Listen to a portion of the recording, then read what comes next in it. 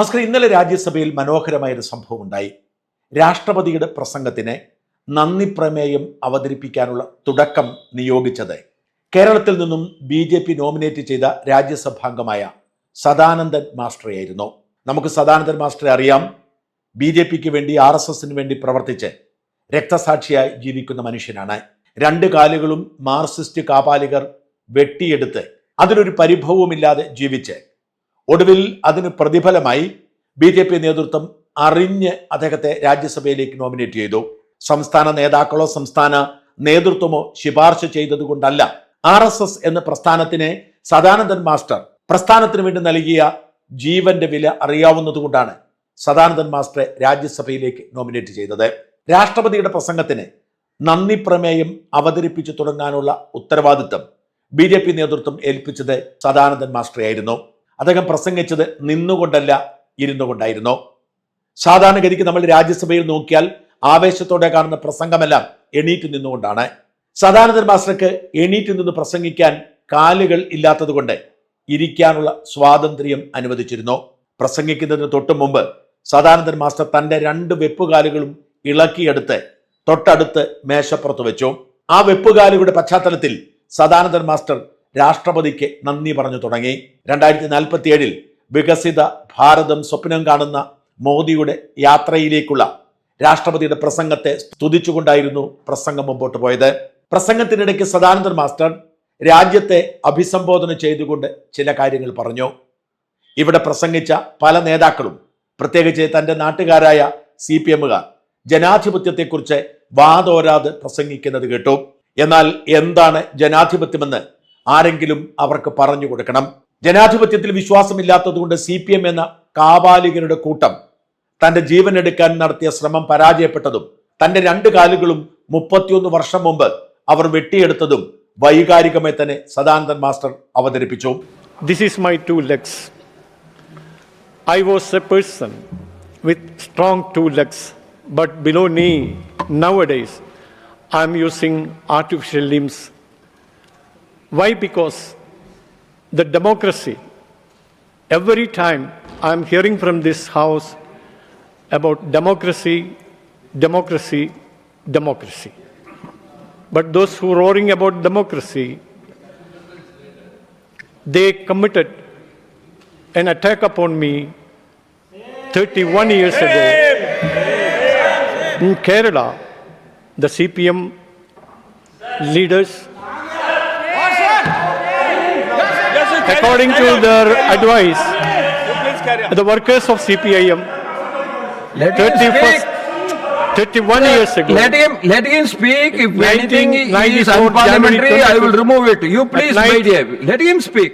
I was on the way to my home. You can reply to him when your turn comes, sir. Returning from uncle's house after discussing the marriage, which was fixed that time, discussing about the marriage of my sister, I was returning to my home.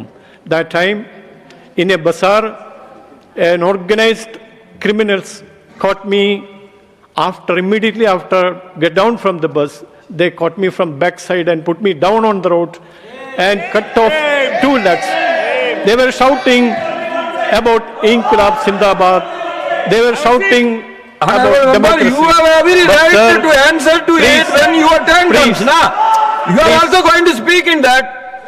Why I show this here is we have to. He is asking me why he should be allowed to sit and speak. The reason for his inability to speak. Yes, sir. Nothing will go on record except Sadananda Master speech.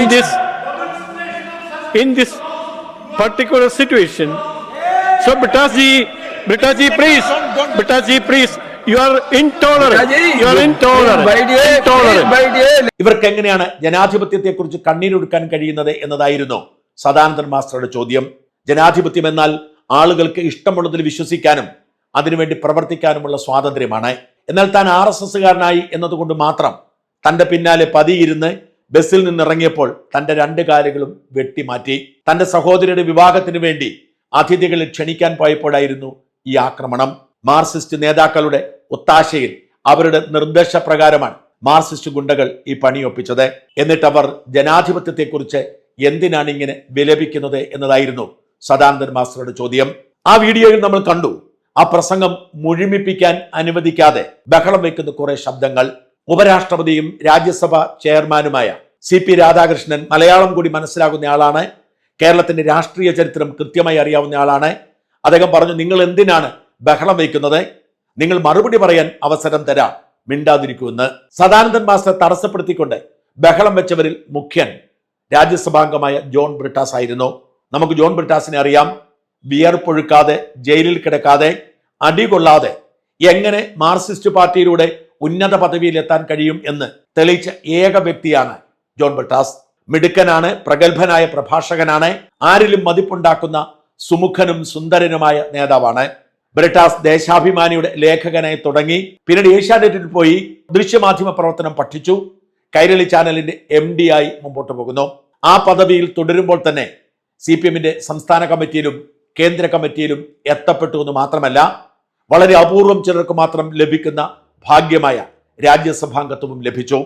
രാജ്യസഭാംഗം എന്ന നിലയിൽ ജോൺ ബ്രിട്ടാസ് CPM-ന്റെ മുഖമായി മാറുന്നു എന്നതും അംഗീകരിക്കാതിരിക്കാൻ നിവൃത്തിയില്ല. പക്ഷെ എന്തുകൊണ്ടാണ് ജോൺ ബ്രിട്ടാസ് ഇത്രയേറെ അസഹിഷ്ണുവായത്? Sir, my point of order is to ensure that you are ruling in the house, that we should not display objects, bags, all those things. He is objecting, he is displaying it. And further, What is he displaying? Further, sir, it's not possible, sir. Sir, please. Brittaji, Sir, can you ask know him. it. I can- Sir, you one- know one- it. one- And one- secondly, one minute. he is deviating One from the minute, one topic. minute. I will ask him to put his artificial legs down. Let him speak. We'll do it. Let him speak. Let him speak. Please, my dear. Let him speak. 200 CPM cadres have been brutally killed in Kerala. He was also now- implicated. Now, He is not a factor. now you please, my He dear. was also a convict. Now, honorable He was also a leader convict. of the house. No, I just John. CPM എന്ന പ്രാദേശിക പാർട്ടിയുടെ തനിനിറം, ഗുണ്ട fascist രീതി രാജ്യം മുഴുവൻ അറിയും എന്ന വെപ്രാളം, ഭയം.